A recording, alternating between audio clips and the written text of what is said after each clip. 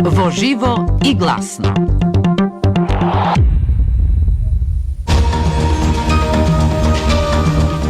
Да, вие сте во живо и гласно 21:41 на брановите на Македонското радио Радио Скопје во наредните минути за новата верзија на првата мобилна апликација против говорот на омраза во светот.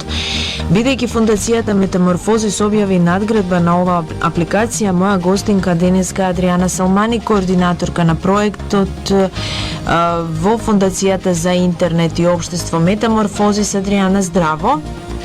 Здраво. Благодарам што сте денеска со слушателите на Македонското радио Радио Скопје. Ајде да појасниме што значи оваа нова верзија, каде се достапни информациите за апликацијата и можностите за инсталирање, што значи всушност оваа апликација? Вака, Фондацијата Метаморфозис ја разви првата мобилна апликација во светот против говорот на омраза со цел да ги донесе информациите од оваа област до врвовите на прсите на корисниците на мобилните телефони и да им помогне во борбата против оваа грозоморна појава на интернет. Апликацијата е достапна за бесплатно преземање за сите корисници на Android и iOS. Изработена е со цел поефикасност против ставување на говорот на омраза, овозможувајќи пристап до најновите вести од оваа област, образовни и стручни ресурси, меѓу кои е и библиотеката со електронски книги, интерактивни упатства за разните можности за пријавување на говорот на омраза, како и учество на настаните поврзани со борбата против говорот на омраза преку интегриран календар во апликацијата.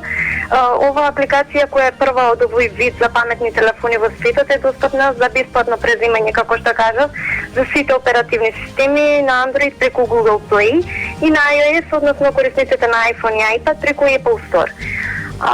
Апликацијата Мимрази е достапна во моментов само на македонски и албански јазик, со тоа што планираме во блиската иднина да ја развиеме истата на повеќе јазици и пазари. Оваа апликација е изработена благодарение на поддршката на мисијата на ОПСЕ во Скопје и амбасадата на Република Франција во Македонија и представува дел од напорите на ширење на знаење и потикнување активно граѓанско учество за решавање на горливите општествени проблеми во Метаморфозис во рамките на широката иницијатива против говорот на омраза. Овие напори се во дејство на националната кампања против говорот на омраза, која пак е дел од меѓународното движење против говор на омраза покренат од Советот на Европа. Тоа значи дека станува збор за глобален проблем. Практично вие се вклучувате со оваа апликација во нешто што значи меѓународно движење против говорот на омраза, така? Да, секако.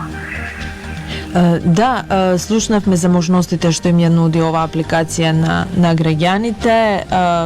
Добро е што е достапна за бесплатно преземање за корисниците и можност да слушнеме денеска за новата верзија на првата мобилна апликација против говорот на омраза во светот. Ви благодарам што бевте во живо и гласно со слушателите на Македонското радио Радио Скопје.